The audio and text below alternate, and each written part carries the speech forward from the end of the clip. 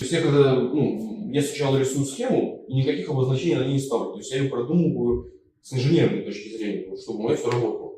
Потом я начинаю смотреть, обращаться к этому ГОСТу, проверять на то, есть ли такие названия. Тушите, много всего. Вот ВН, кстати, это тоже обозначение, вот да, вентиль. ВН это стандартное обозначение. Клапан стандартное обозначение. То есть даже вот компрессор КМ обозначен, то есть на уровне подсознания полный.